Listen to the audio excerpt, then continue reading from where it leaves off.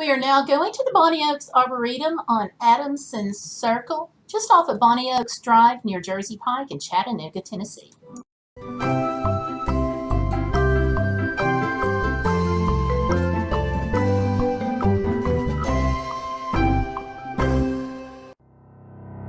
Bonnie Oaks Arboretum is a free site in Adamson Circle. They have fountain benches, landscaping, plants, an old historic willow. It's open Monday through Friday. It's on the site of the old Bonnie Oaks School, which served the area for right at 100 years. And the old willow predates that.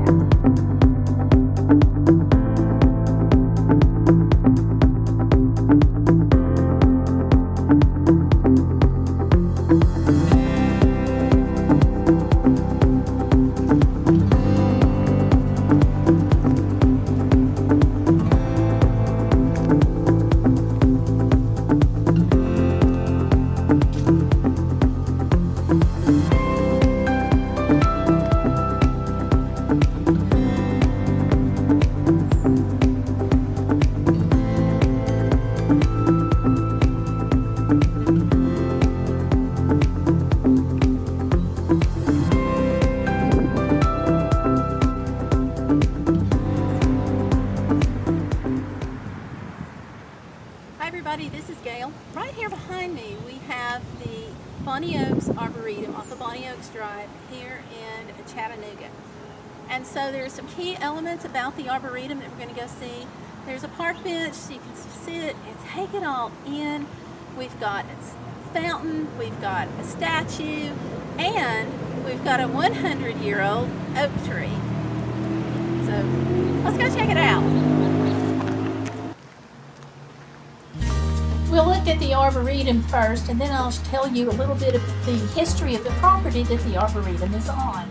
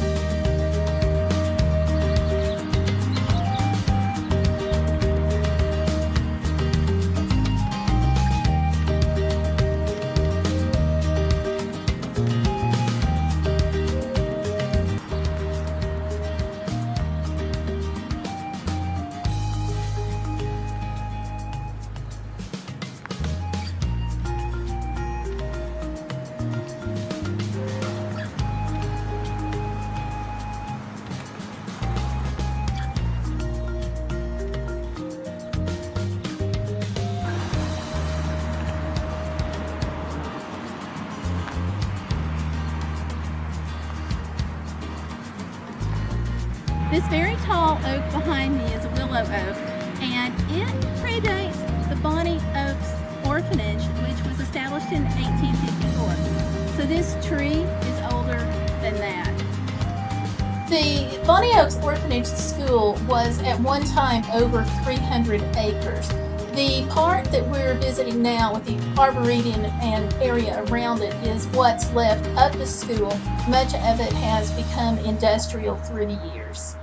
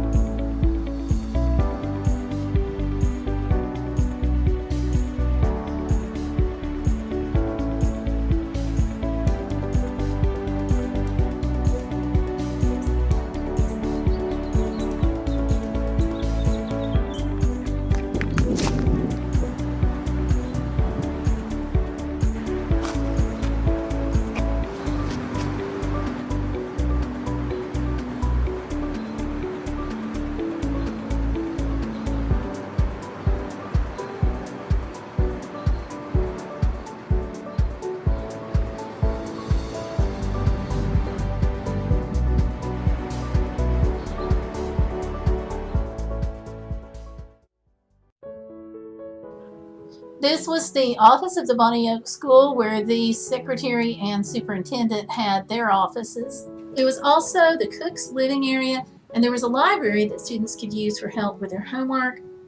Today, it is the Soil Conservation District office and the UTIA, which is University of Tennessee Institute and Agriculture of Hamilton County office, and that's where they have free horticulture classes, and the master gardeners that meet here.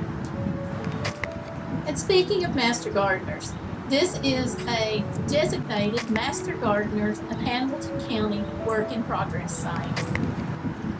And that sometimes means, hold on to your hats, folks, because you've not seen anything yet. We're just getting started.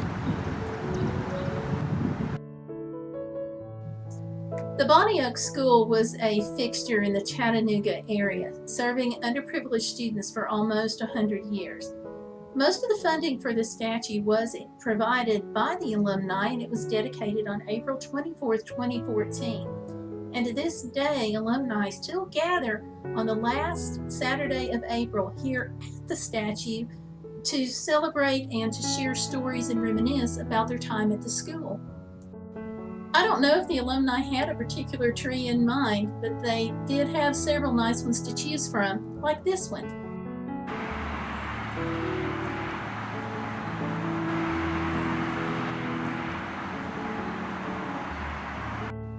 It was beginning to rain, so we didn't get a lot of footage of the Dent House for you. This is a historic house that is one of the final buildings still standing of the school.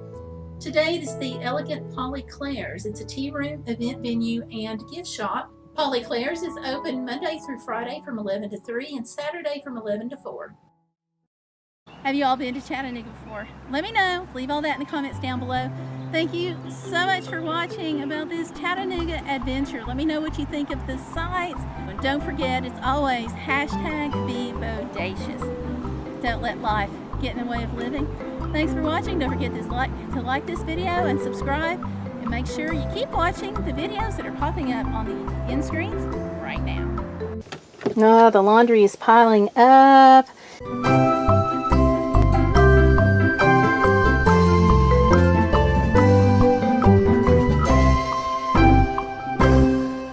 At David Crockett Birthplace State Park Campground in Limestone, Tennessee. People ask, is it David Crockett or Davy Crockett? And the answer is it's David. Davy didn't come along until that famous song. And if you're in your late 40s to 50s, you know exactly what song that I am talking about. But that's where Davy got started.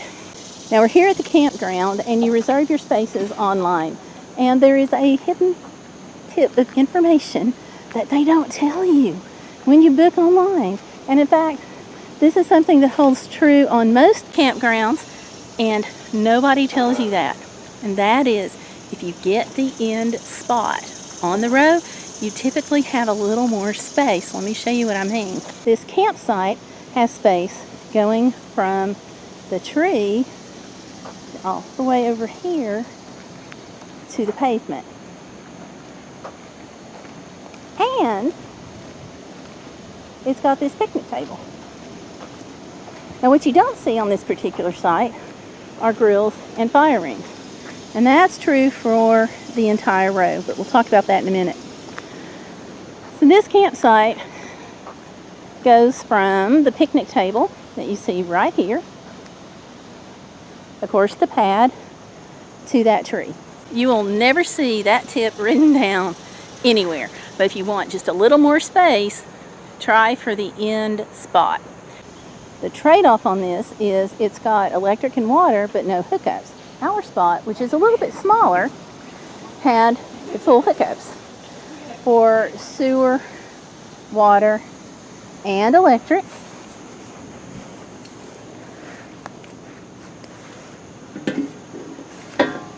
And it's got 110, 30 amp, and 50 amp.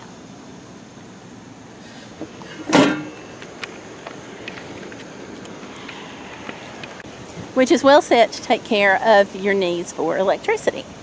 But it doesn't have fire rings and it doesn't have a grill. But again, it's a trade-off. You are close to the dumpster and the hot ash dump station.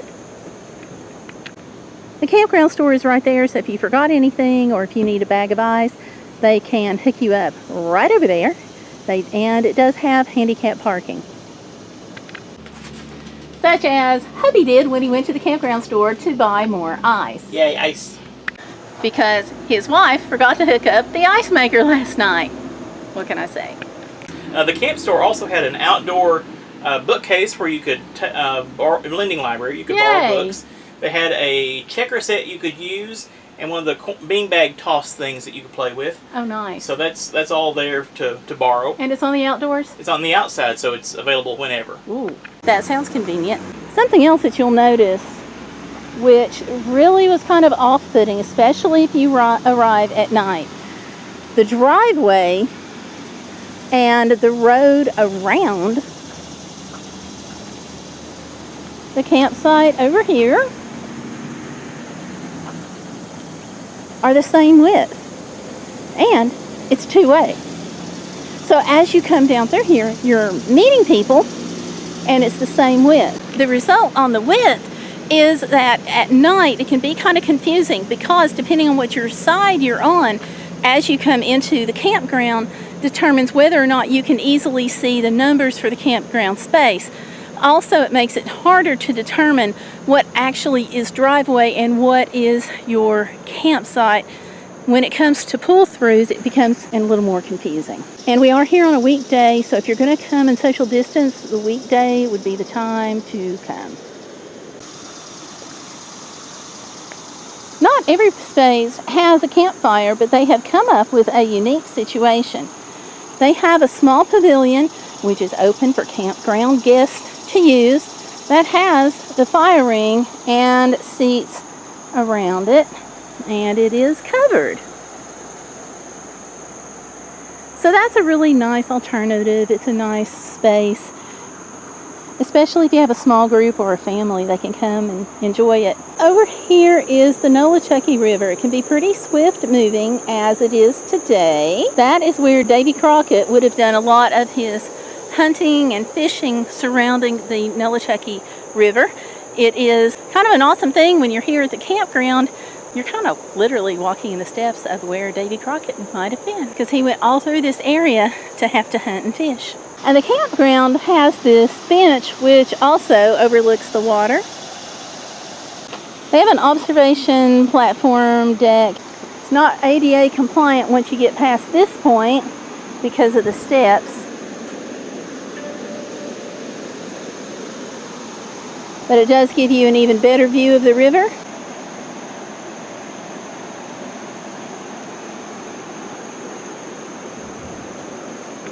There are steps leading from the deck down to the water's edge. Interpretive station there, and literally right down to the water's edge. There's a path you can take as well.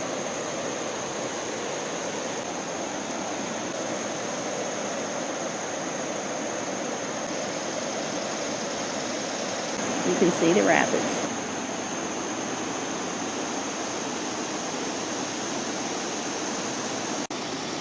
Here's a bench with a better view of the Nolichucky. And a campsite with fire rings. You can see fire rings and picnic tables further down. Up here on the slight incline, it's the laundry and the bathrooms. Oh, the laundry is piling up. We have our own washing machine, which makes it really nice. It's a cup that I got on Amazon. I don't go to the laundromat unless sometimes I just want to get the clothes dry instead of hanging them out to dry. Or on days like today where it's 90 degrees outside and it's so humid that it feels like it's 190 degrees. Summer in the South. And the campground store has the covered shelter area, which also is a nice place to gather. A group of family and friends had gotten together and came camping, and so last night they were all gathered under the shelter having a good time, but quiet hours are 10, so they packed it up and left right on time. Up here by the campground store and covered shelter That is a game of horseshoes set up. Cool. They've also added a sand pit for kids to play and a nice bench for parents to sit on and watch them play. And because the roads are so narrow, turns coming through here can be tight. And you want to take it slow because not only are you looking for your campsite, but when we got here last night, there were kids running around everywhere. But the ranger was on patrol and he was really nice. Came over, introduced himself, asked if we needed anything, help setting up or whatever. Just a really super guy. The David Crockett Birthplace State Park is not on the beaten path. So if you're going to come here, you need to come here with the idea in mind that you're coming pretty much just for the park. Now, you can go up to the confluence of the Nolichucky and Nolichucky River and the Limestone Creek, and there are some activities, especially over in Jonesboro, if you come when it's the storytelling festival. But pretty much, this state park, it needs to be your destination. And we got to find the office because one of the reasons that I come to the state parks is to get my passport book stamp. This is actually something for the Junior Ranger program, but it's free from any Tennessee state park. It's a great way to keep up with where you've been and makes a great free souvenir. So what do you think of the campground? Let me know. Leave that in the comments below. Thanks for watching. Check out these. They're popping up on your screen right now, and I will see you on the next video. Bye. We are right here at Red Clay State Park in Southeast Tennessee, where I'm going to share with you some of my family stories from right here at Red Clay, which is the final tribal council ground of the Cherokee before starting on the Trail of Tears.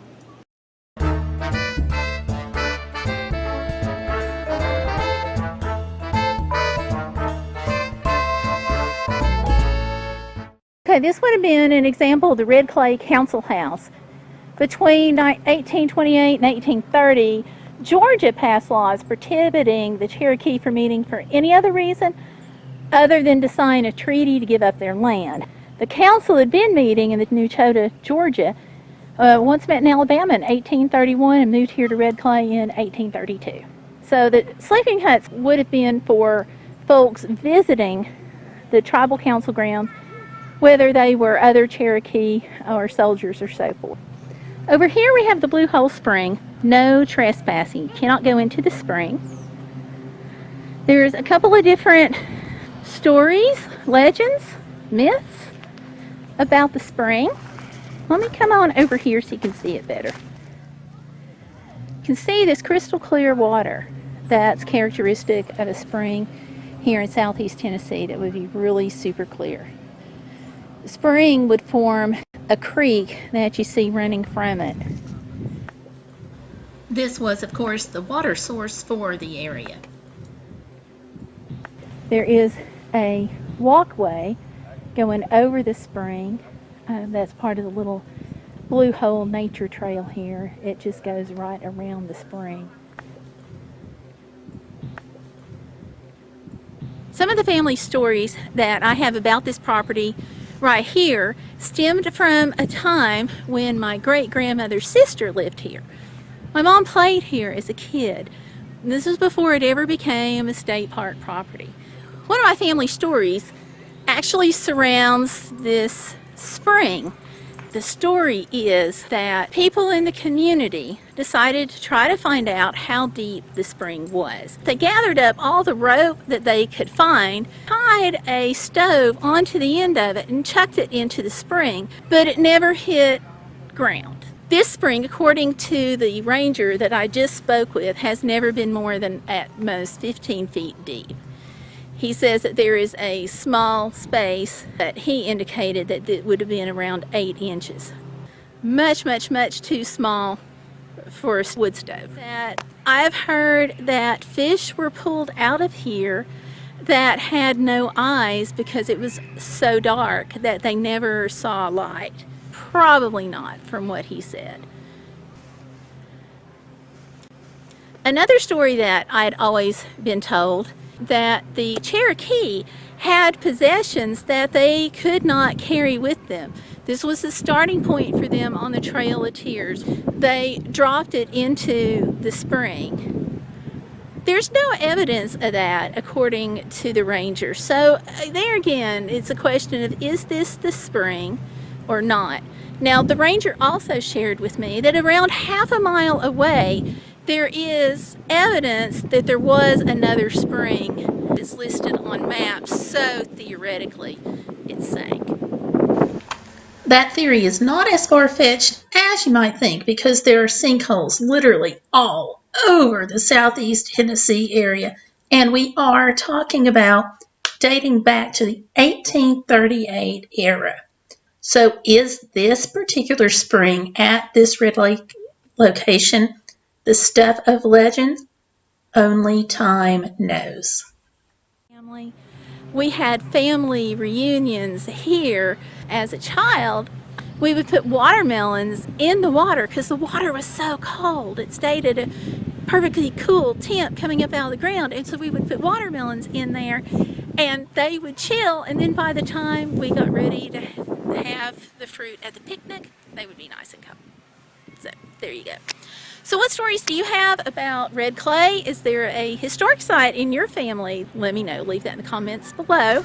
If you ever do want to visit Red Clay State Park for yourself, I do highly recommend that you do. It is in Cleveland, Tennessee, just a short drive off of Interstate 75. The visitor center hours do change seasonally, so you're going to want to check their website before you go. There are buildings here of historic significance, a picnic pavilion, hiking, lots of things to see and do, plus a visitor center and a gift shop. Thanks for watching. Hi, this is Gayle. Welcome to my channel. We are going over now to the Moccasin Bend Archaeological District. It's part of the National Park Service. It's one of their newest and most unique locations. A site that's been occupied for the past 10,000 years.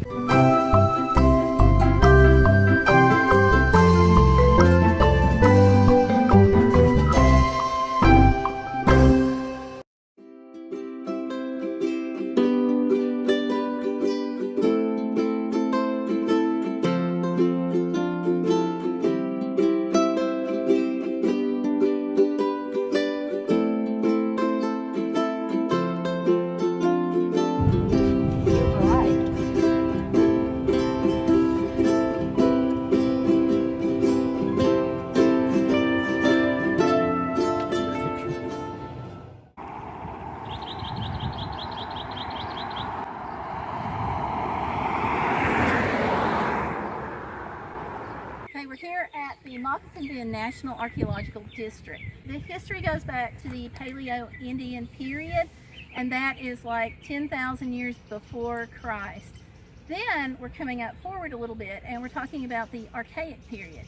Now, to give you an idea about the age of this site, which really hit it home for me, is the Archaic period. That's when people started developing stone tools. So this site, what we're seeing with Moccasin Bend, predates the development of rudimentary stone tools. Let that sink in.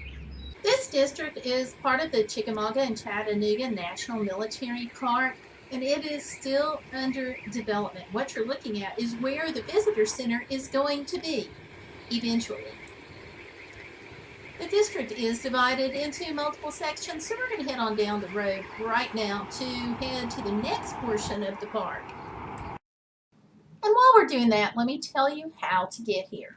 The visitor center portion of the Moccasin Bend National Archaeological District is off of Highway 27, just outside of downtown Chattanooga. Just take the Manufacturers Road exit and you'll see signs from there.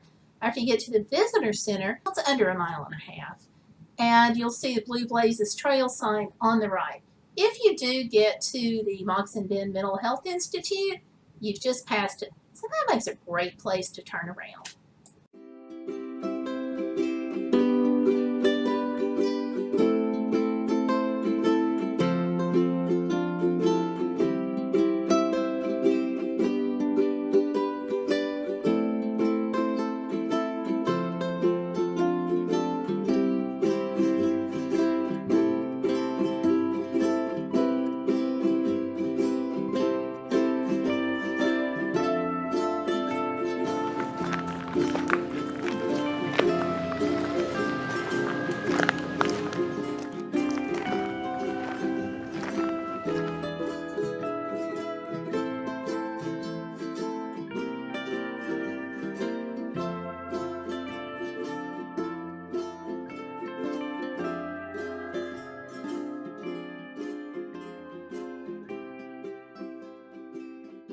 This is the Blue Blazes Trail.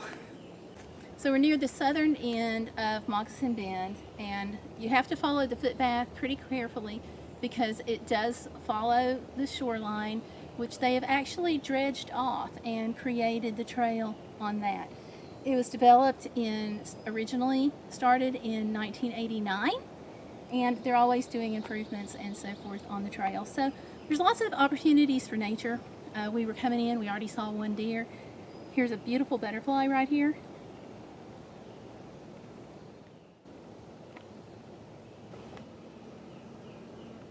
Here are the birds, and the trail starts off, and it's graveled on this part, but let me show you if you come down here. And I don't have my walking stick, so I am not going past right here today, but when you come right here, the gravel stops, and then it becomes your more traditional forest path. And one of the nicest things about this path is your cell phone service is good. And that's secondary to these great sounds all around us.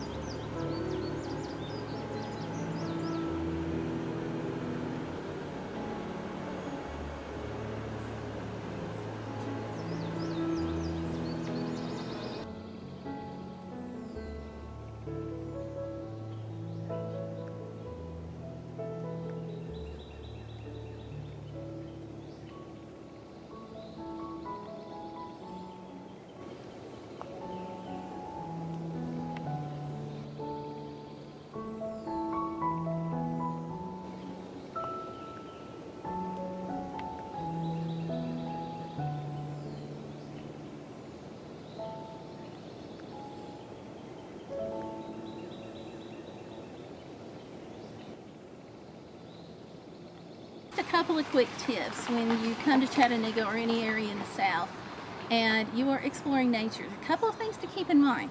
You want to watch out for the wildlife and make sure you give them plenty of distance. Generally, they say if the animal changes its behavior, you're too close. The other thing is, anytime you're in the late afternoon or evening, you're going to want to bring bug spray. Also, the weather can change and it's kind of variable. If you're in the southeast and you're in the late spring or fall, it can go from sunny to raining pretty quickly. You want to make sure you have plenty of water. We are not walking on the trail for hiking today because I didn't bring my walking stick, and with my leg I need that. But even today we have bottled water and stuff in the car. So always make sure you have water with you, or whatever you like to rehydrate with, bring it. The Moccasin Bend National Archaeological District doesn't get a whole lot of emphasis yet. It is a new and developing site. As we said, the visitor center isn't even built yet. But it's one of the most unique units because in the National Park Service, because it goes back to 12,000 years of continuous human habitation. In its more recent history, even still going back to 1838-39, the Cherokee in the area were rounded up and they were put in various deportation camps to await the removal to Oklahoma. This was called the Trail of Tears. We're going to go over to the Browns Ferry Federal Road next, and this was an active route for the Trail of Tears as well as for the antebellum slave trade. It was active during the 1830s and 1850s. We are looking at that in the next video. In the meantime, Have y'all been to Moccasin Bend? What do you think? Let me know. Leave all of that in the comment section down below. And check these out. They're popping up on your screen right now. Bye. My leg's doing a little better. So, we're going to go give part of this Red Leaves hiking trail a whirl.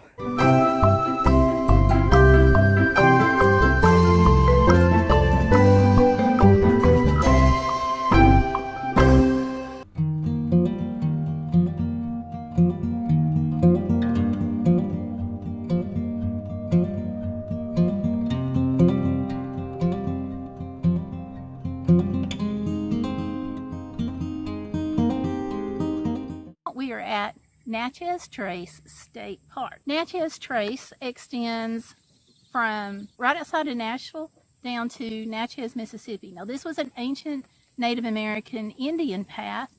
Then the white Europeans came and settled the area, and they set up different trading posts. That was a major supply line back in early settling of this area. And it connects the Tennessee River, the Mississippi River, and the Columbia River. So if you're moving supplies along the river and still need land access, it helps increase the importance of the Natchez Trace. That was back in the day. Today, We have interstates, we have freeways that move supplies. Now, the Natchez Trace is a driving trail that approximates the old Natchez Trace route. Now, we finally found a picnic area, and it's right here at the visitor center. We're going to grab a quick bite of lunch, and then we're going to go in the office visitor center. This is the Tennessee State Park. It's not to be confused with the National Park Driving Trail.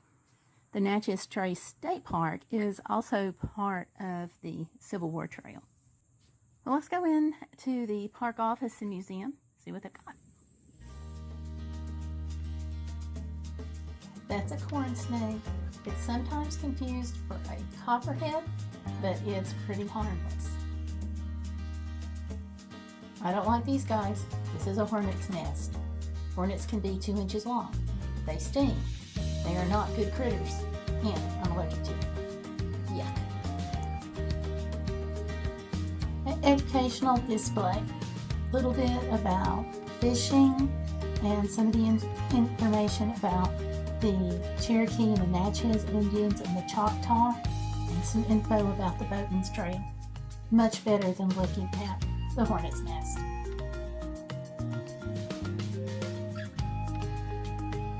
These are grinding wheels, very important in the development of the early settlers' lives here.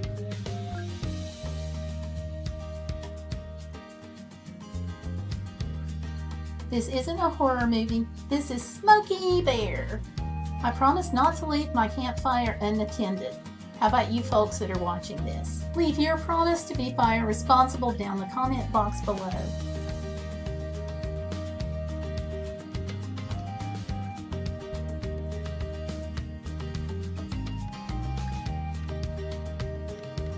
Time to go outside. There is a hiking trail right over here. My leg's doing a little better. So we're going to go give part of this Red Leaves hiking trail a whirl. See how we do.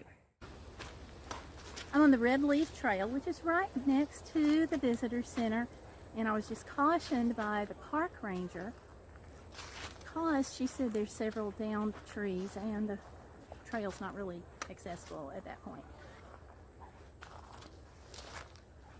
I have a neurological condition called the drop that makes it hard for me to walk on ground that is uneven.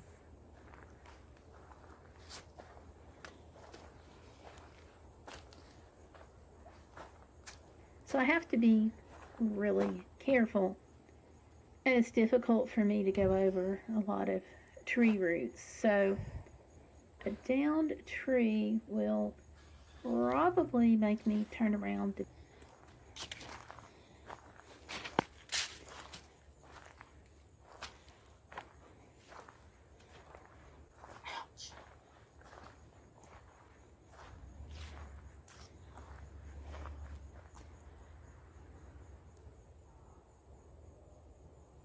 So I can see one right here. So I'm going to stop and go on back to the visitor center. But this is a pretty trail. It's kind of quiet. You're close enough to the visitor center still, at least I am, that I can vaguely hear some of the traffic. It's really pretty. It's really nice. And it's also about to rain, so I got to get going.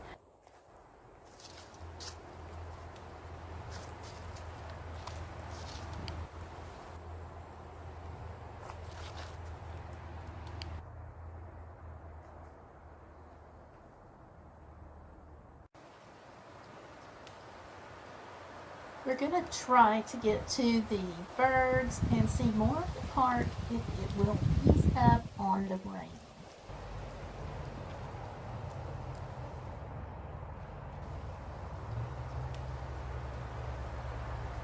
It's supposed to break shortly, but I don't know.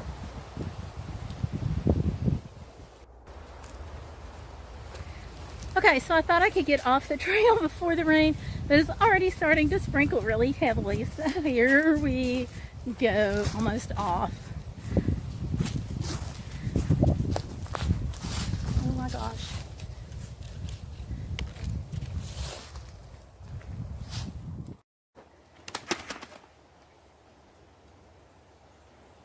They also have an aviary. This is not too uncommon in state parks out in West Tennessee. These birds have been found and brought here, and they have the hope of being able to rehabilitate them and released into the wild, but sometimes they can't do that because of injury or human imprint, and they will live out their life sheltered and taken care of here. They'll also be used in raptor education programs, which the state parks are also known for here in Tennessee. Like this one that we attended at the Hiwassee-Ocoee State Park near Chattanooga. One of the things that we can do to help is to go out and see neat places like this. There is only one feathered friend that's a guest right now, but you can be a guest with camping and cabins.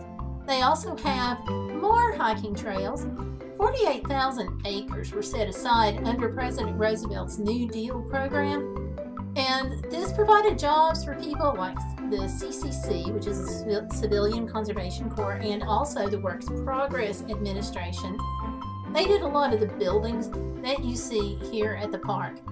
It just keeps raining off and on. It goes from sunny to pouring, so I can't show you everything. We are doing a quick drive to hopefully give you a feel of some of the park.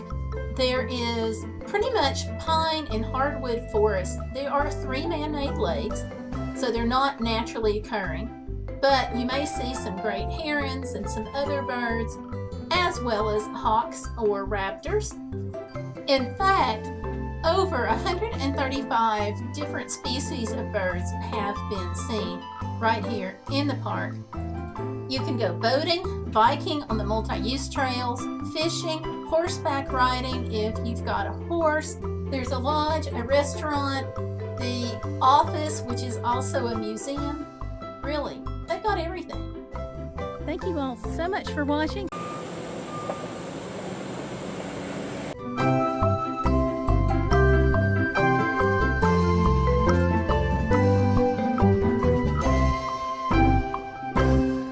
We are at Kirby Pocket State Park, which is part of the Reelfoot Lake State Park. And here behind me, a lily pad, and I'll show you that in just a second. They've also got a boat launch, picnicking, nice wide space for kids to run and play. And just for a photo op, they've got this great big fish. Of course, I'm going to take the photo op moment. If you're on the lake, you can spend all day. If you're just here with your kids picnicking, we're going to be at Kirby Pocket here about an hour. It's just a nice spot to enjoy your day. You see the grassy area that I mentioned, it's across the parking lot, and here You can see that the parking lot has got plenty of space for vehicles with trailers, and there is also a parking lot for vehicles that don't have trailers. And as far out as just about you can see, you have lily pads.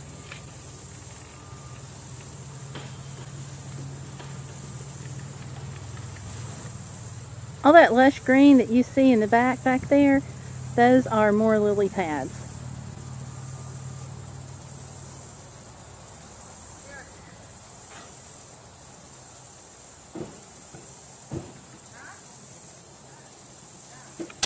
And what we found out last night was this, that's all yellow, is actually clusters of little small plants that they call duckweed. This is a stop in a driving tour of Reelfoot Lake. We're going to go over to Grassy Island and to the Wildlife Refuge to see more, but I thought you might enjoy seeing this naturally occurring lily pad here at the Kirby Pocket Day Use area.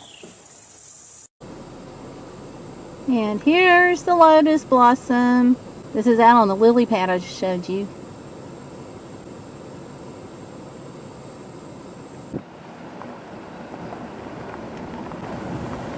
We're going over to the boat dock and driving past this picnic area so you can get a better idea of some of the things that are here.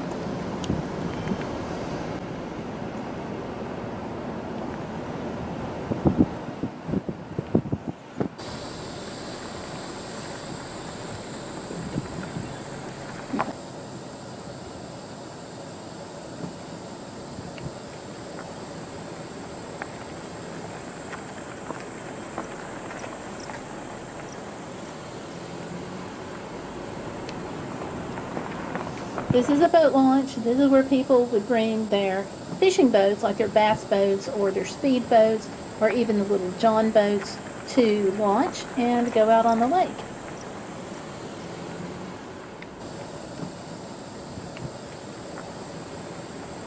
The fish cleaning station and restrooms on this end of the building, and the ranger's residence on the other end.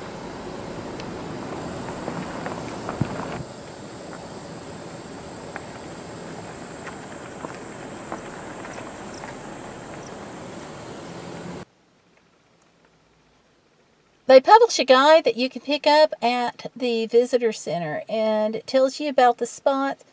But let me warn you, don't rely on the map that's on the back very much, because the map is not very good.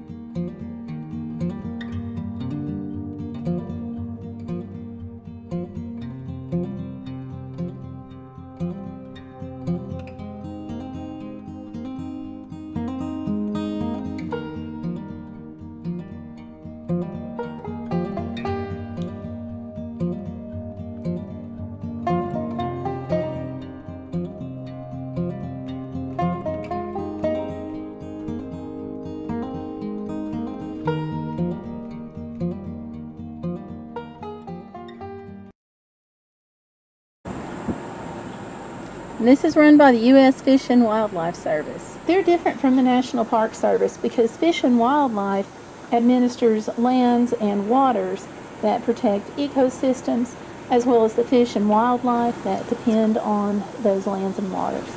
The National Park Service protects cultural and natural resources for education, enjoyment, and so forth. So it's two different agencies and two different missions.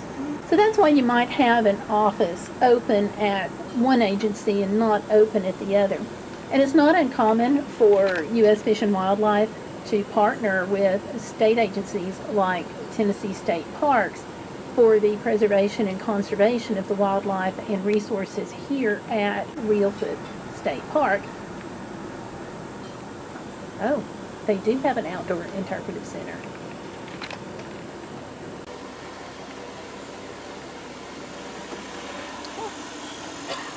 National Wildlife Refuge System is a collection of U.S. lands and waters managed specifically for wildlife, and the units of the system stretch across the continent. They go from Florida on up to Alaska. We've seen sites in several states in between.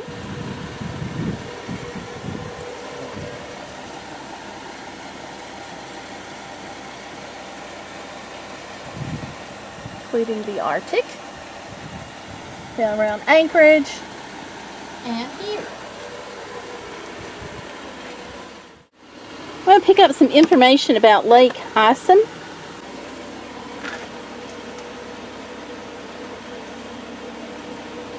This refuge Actually goes from Buck Basin to the south on up into Kentucky and becomes the Long Point unit.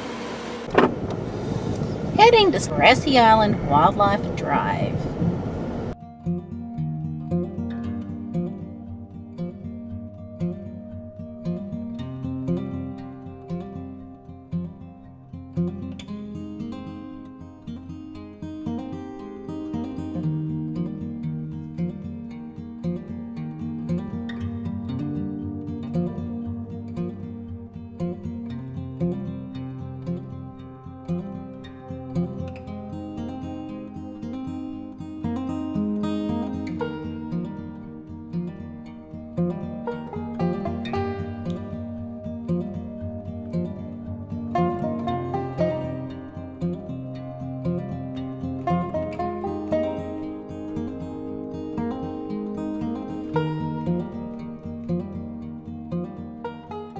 And an auto tour around the island like this one, think of it as your Sunday drive, if you're familiar with that, just your nice quiet drive.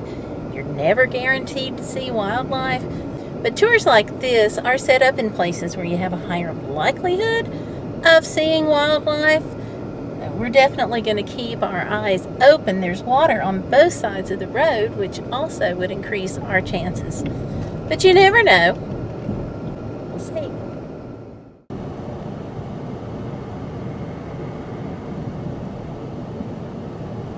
Okay, this is closed seasonally, which means you can't get in, according to this sign, from November 15 to January 31.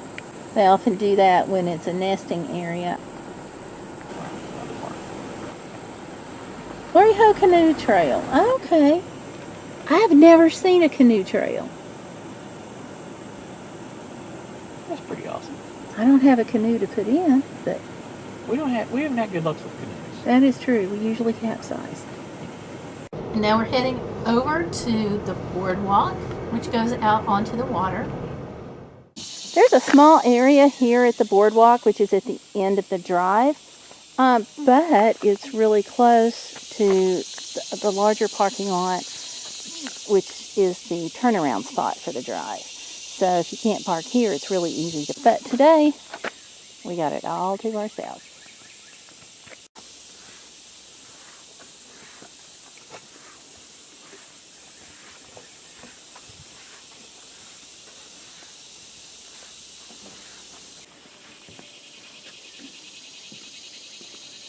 Lots and lots of lily pads.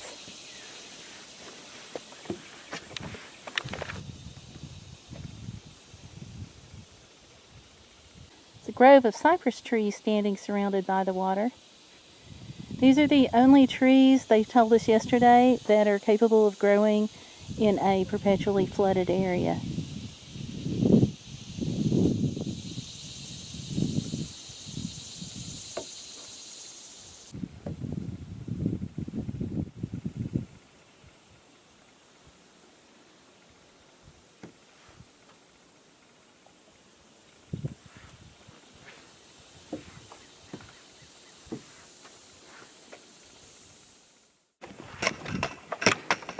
I can't believe I tried this.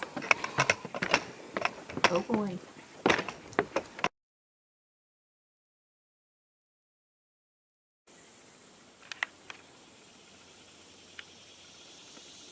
And here I am at the top of the observation deck.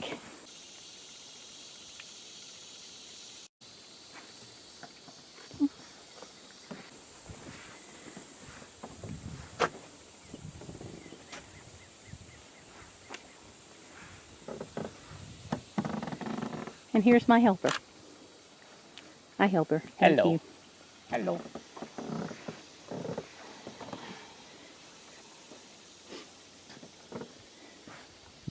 Lots of lily pads. I didn't even know we really had lily pads in North America.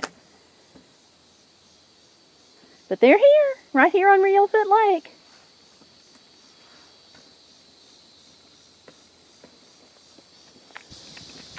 Not looking forward to this.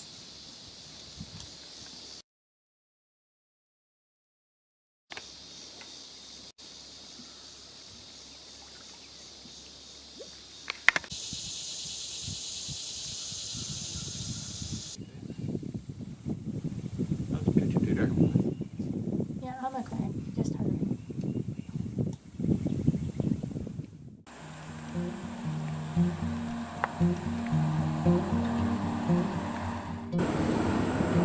And we are coming out of Grassy Island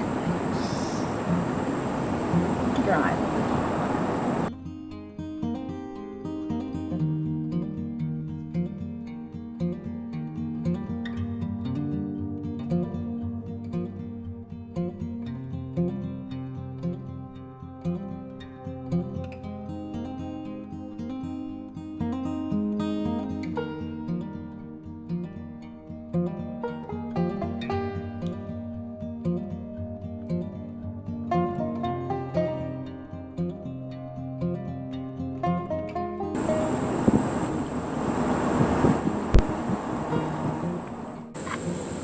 This is the 3-mile hiking trail.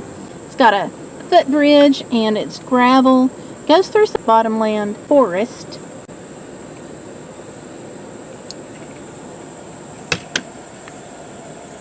We are heading to Roan Mountain State Park today.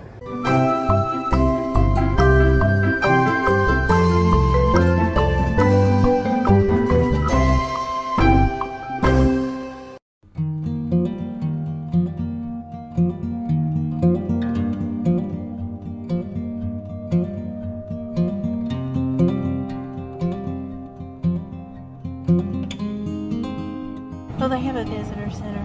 Yes, we've been there, but let's stop. Yes, yes, yes.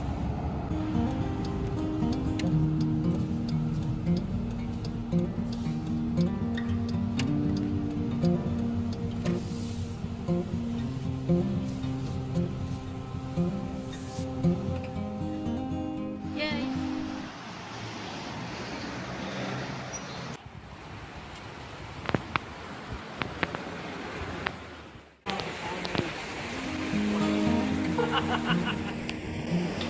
Sorry.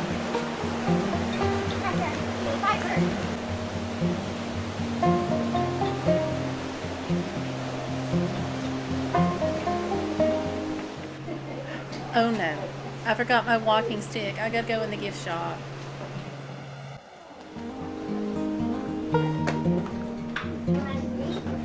Oh, walking sticks.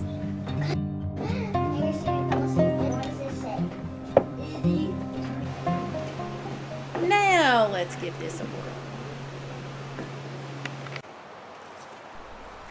Pickwick Mine Trail is right behind the Visitor Center and Water Wheel. I'm not too sure about this.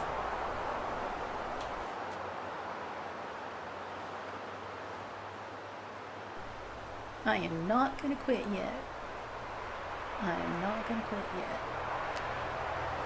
Here we go. Here we go.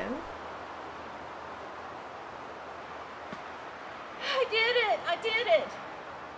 This is a part I'm not too sure about. Lots of tree roots and a stump right there. A stump I can avoid. But it goes on up and you can see more tree roots. Oh yeah, it's good. I am done.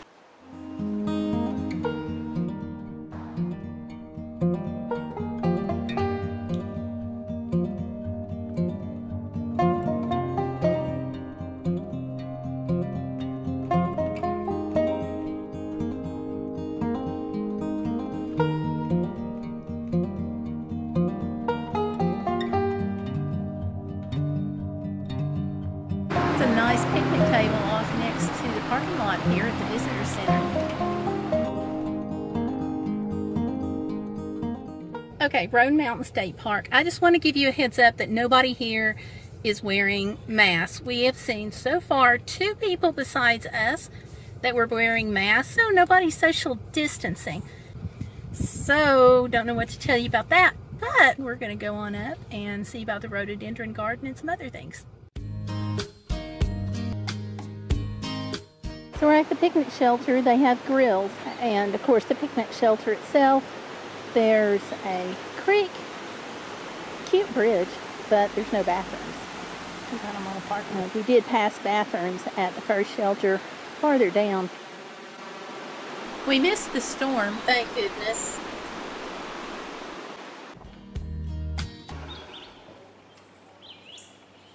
I'd hoped to show you the campground, but they're pretty picky about no registered campers beyond this point. So that took care of that. But we have stayed here before and had just a really nice stay a couple of years ago, but I was really impressed.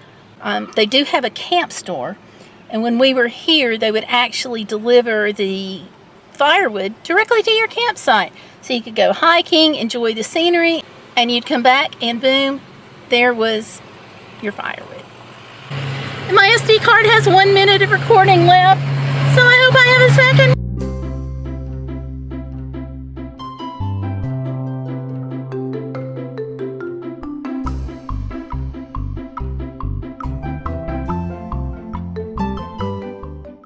We are heading to Roan Mountain State Park today.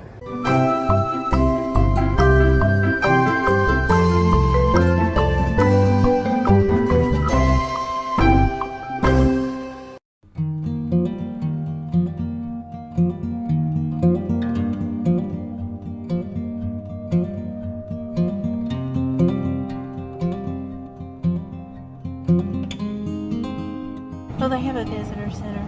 Yes, we've been there, but let's stop. Yes, yes, yes.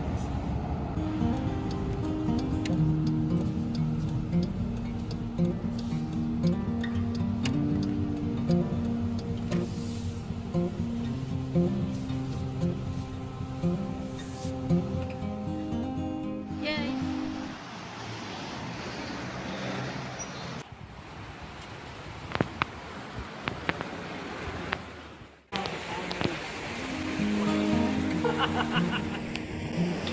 Sorry. Fiber.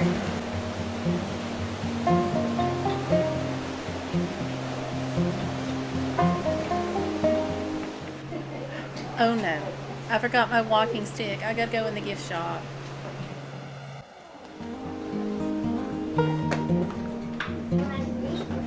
Oh, walking sticks.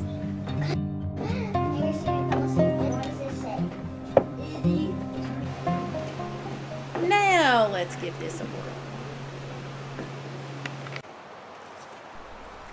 Pickwick Mine Trail is right behind the Visitor Center and Water Wheel. I'm not too sure about this.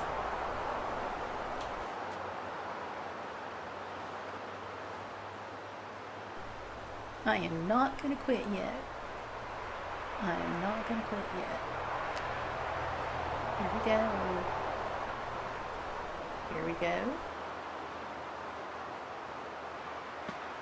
I did it! I did it! This is a part I'm not too sure about. Lots of tree roots and a stump right there. A stump I can avoid. But it goes on up and you can see more tree roots. Oh yeah, it's good. I am done.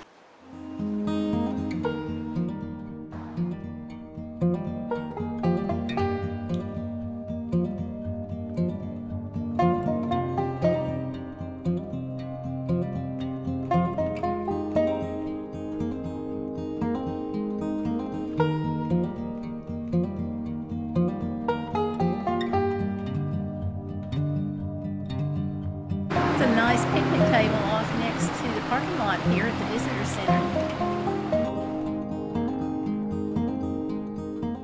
Okay, Roan Mountain State Park. I just want to give you a heads up that nobody here is wearing masks. We have seen so far 2 people besides us that were wearing masks, so nobody's social distancing. So, don't know what to tell you about that, but we're going to go on up and see about the rhododendron garden and some other things.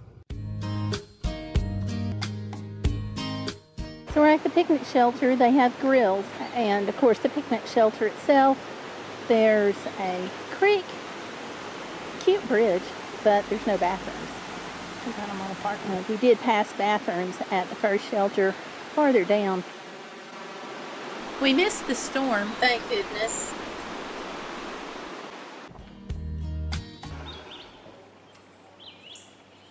I'd hoped to show you the campground, but they're pretty picky about no registered campers beyond this point. So that took care of that. But we have stayed here before and had just a really nice stay a couple of years ago, but I was really impressed. They do have a camp store, and when we were here, they would actually deliver the firewood directly to your campsite. So you could go hiking, enjoy the scenery, and you'd come back and boom, there was your firewood. And my SD card has 1 minute of recording left, so I hope I have a second. We're going to the Tennessee River Musuem in Savannah, Tennessee.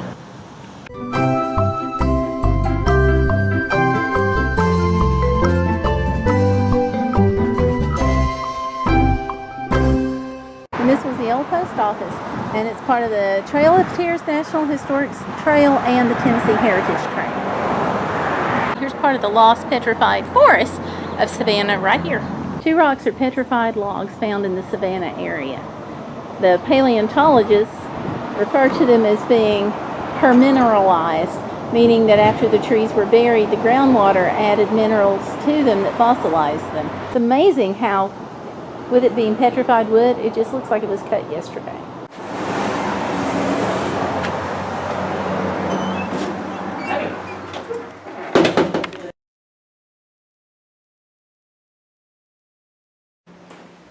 It's okay. I'm cool. Geologically, the area that we're in is called the Nashville Dome. This area is characterized by a limestone base. This dates back to 350 to 400 million years ago, and the fossil record includes trilobites and corals on this ancient seabed. And fossils that we're looking at were donated to the museum by a private individual. West of the river is the Mississippi coastal plain, and this was an ancient saltwater bay going back 70 to 85 million years ago. Under the seafloor by about 15 to 30 feet, there are more than 500 species of fossil ships.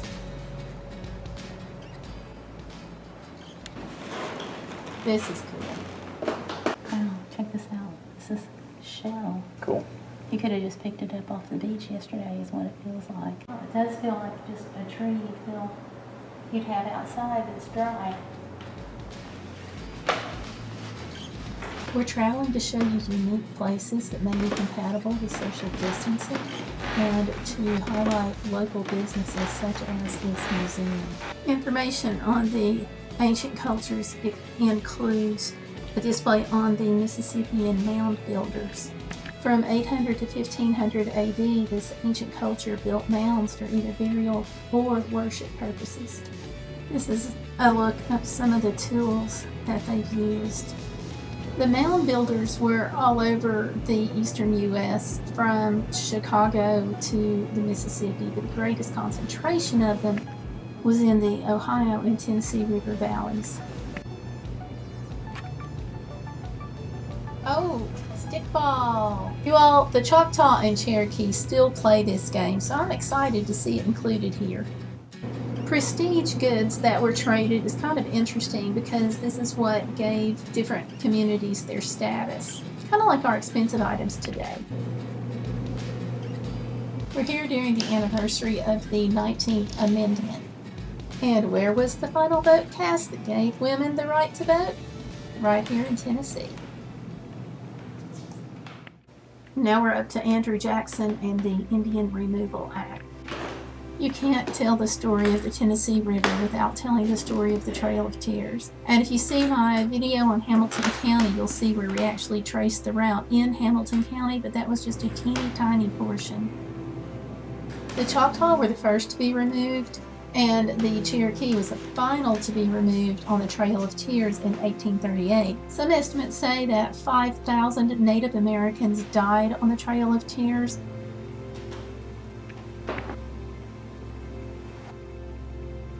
The removal continued to even after the Civil War was over.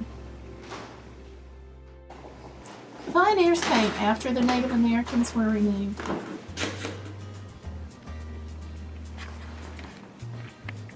They brought tools with them that we're even familiar with today. Here are some of the early versions of our modern tools. And the quiet life here was soon interrupted by the sounds of war. This is a reproduction of the bow of the USS Cairo.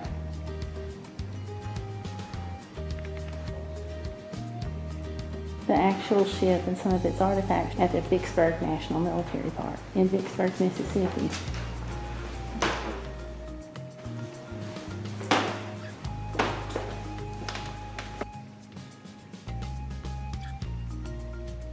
Ironclads were the warboats of the time. These were really the backbone of the Union military ships. Here we have a medicine bottle, cup, and plate from life at the time, and leg and wrist irons for those who seriously misbehaved.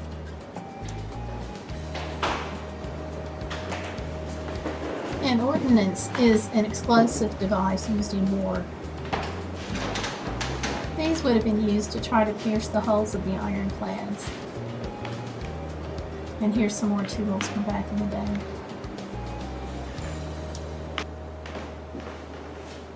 The Civil War had interesting bullets on both sides. They ranged from the .36 caliber on up to the .69 caliber. They have some authentic Civil War bullets for sale in the gift shop.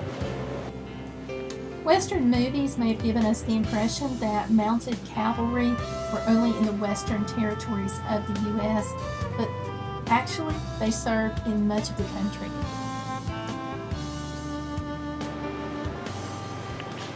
If you've ever read Mark Twain, then you know a little bit about the importance of the steamboats on the Mississippi River.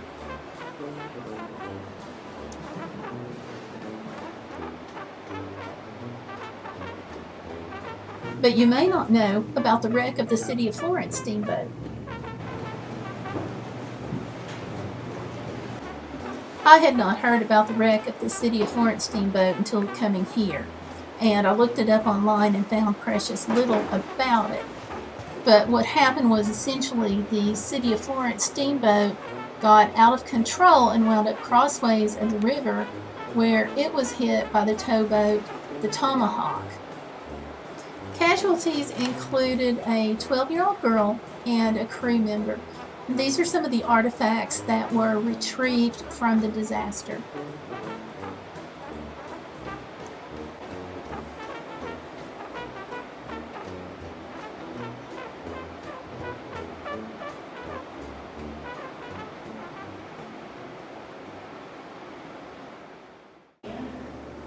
Being on the river, mussels was very important to the area for economic purposes. These are some of the shells, and they use these to make buttons and jewelry and everyday utensils and for lots of other things.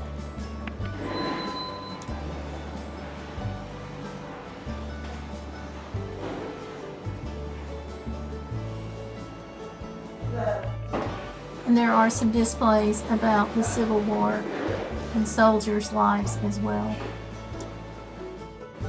Savannah, Tennessee is in Hardin County, and as you enter and exit the Tennessee River Museum, there is a display set up and information on area attractions. And now to head back outside. Something about the Tennessee River Museum that completely caught me off guard is that they only take cash. That's a real surprise this day and age. Other need-to-know information about the Tennessee River Museum is that parking is not at the building, but it's across the street. They do have handicapped access in the rear of the building, but my suggestion is to have someone drop you off, go park the car, and then come back and help you. The museum is just down from the courthouse. It's a historic type of area. Cost is $5 for adults, but it is free for students and children. And it's open Monday through Saturday from 9 to 5 and Sundays 1 to 5. And it is closed on your major holidays, so Easter, Thanksgiving, Christmas. What did you think? Let me know. Leave all that down in the comments below. Don't forget to like this video and subscribe to the channel if you have not already done so. And remember, it's always hashtag be Bodacious. Don't let life get in the way of living. Are you still alive back there?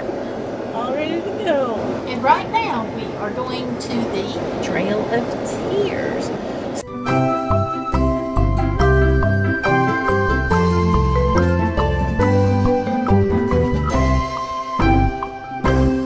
We're going to trace the original route as much as possible. They've got signs up.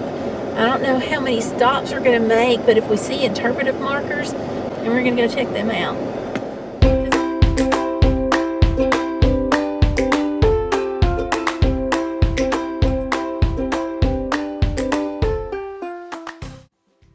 Previously, I made a video about Red Clay State Park. That's over in Bradley County, and it is a Trail of Tears site.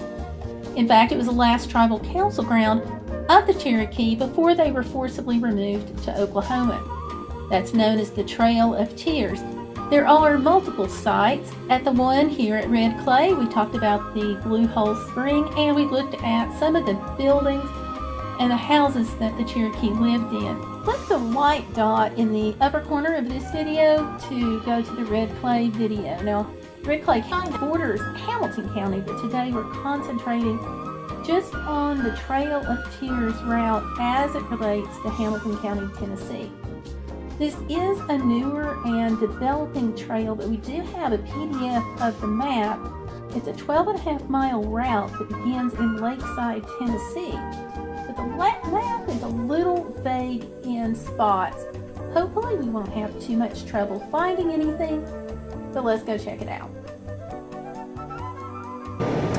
So we are traveling along the original route for part of the Trail of Tears, and all this lush greenery that you see around here. It is vastly different from the landscape in Oklahoma. The Native Americans were in chains and bound and having to walk. Horses were reserved for the soldiers. The Native Americans also were not given food or supplies for the journey, and approximately 3,000 Native Americans died en route, which is how the trail got its name.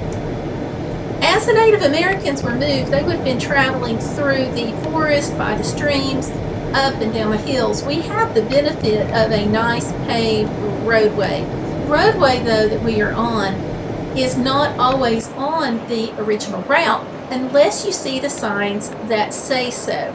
Sometimes you will see signs that say to original route, and that's where they have had to deviate from the route that the Native Americans were on due to roads and changes and so forth. They get it as close as possible, but unless it's marked, we're not on the original route. And this is Poe Cemetery, POE. It would have been here when the Trail of Tears detachments passed by. You can see some of the older markers. That would be the ones that have the pointed top or they're really short. And now look a lot like a brick that is sticking up in the ground. It's much different than what we think of today when we think of a cemetery headstone. Although there are some more modern headstones that you can see here in the cemetery as well.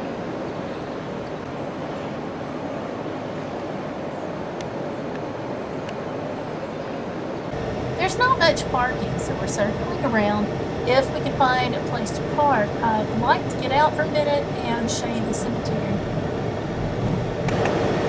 Okay, so this is the original route now.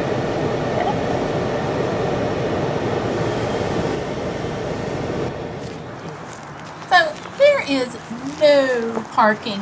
What I'm going to do is walk around. Hubby has dropped us off. Let me navigate this here. I'm going to get where I can just stand, give you an overview of the cemetery, and we'll go from there. I just need to look and walk here. Okay, I'll talk to you in a second. Here in Poe Cemetery, which is on the original route for the Trail of Tears. We came from Lakeside towards Sautrday, and the original route takes you right through this cemetery. As they passed by, they would have seen this cemetery, given what they were facing. I just can't imagine what they would have thought.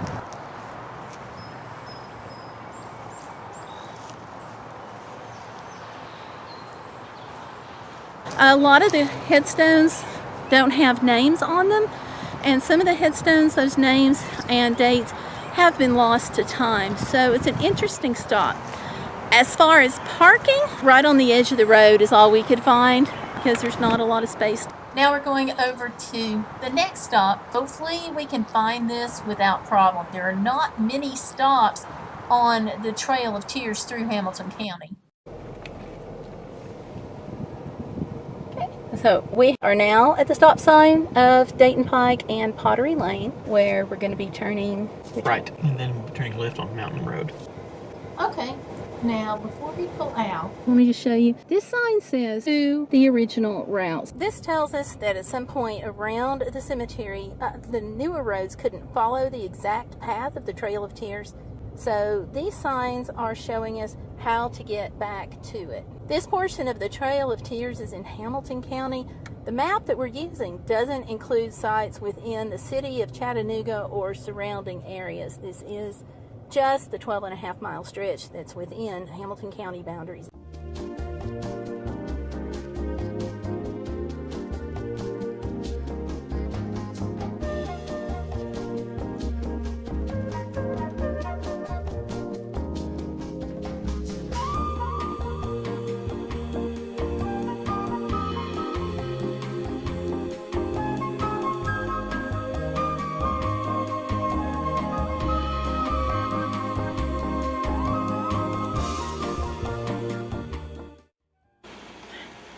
Well, one of the unfortunate things about the Trail of Tears going through Hamilton County, Tennessee is the lack of signage.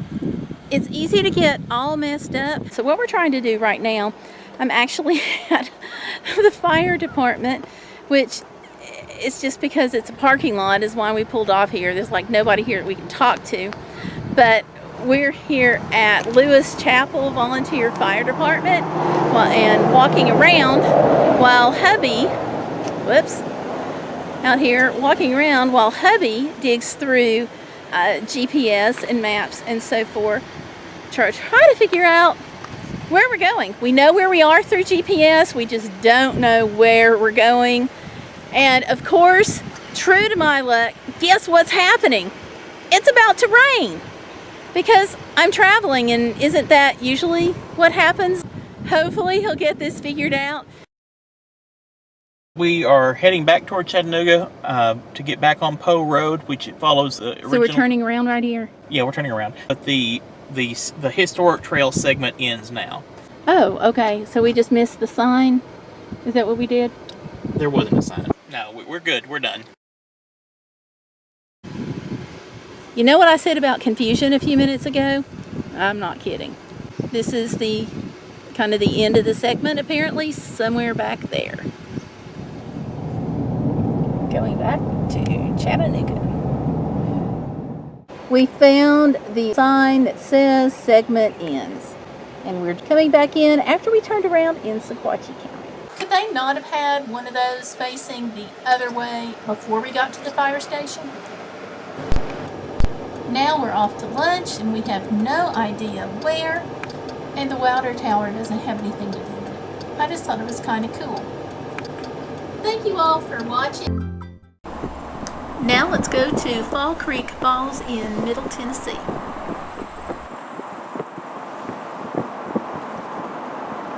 Our activities here at Fall Creek Falls are going to be a little limited. Thunderstorms, that's the word of the day. Fortunately, a couple of the falls at least have handicapped accessible parking, so I should be able to get some footage from those for you. We're going to try it.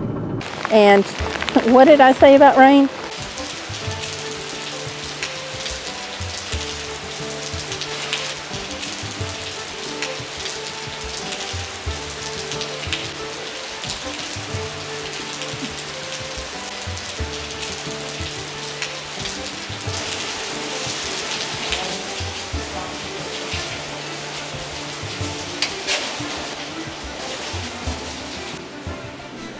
We're going to seek refuge for a few minutes at least in the nature center, and it has a gift shop associated with it.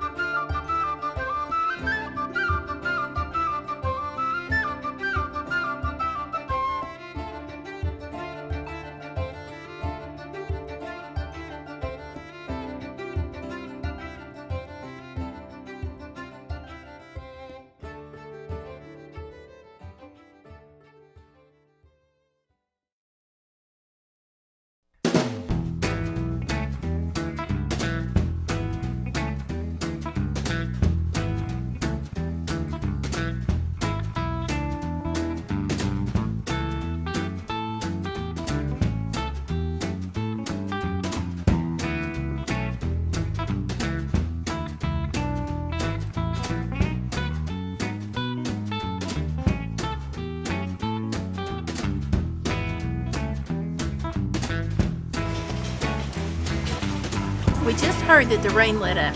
Now let's go outside.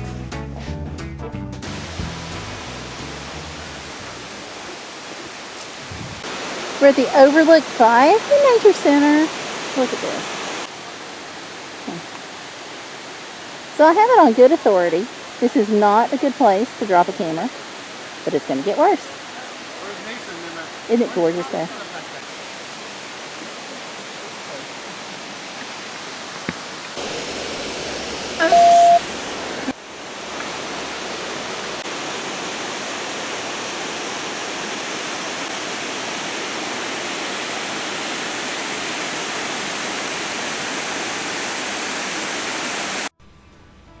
There is more to come, so keep watching for the Fall Creek Falls video coming out in about 2 weeks.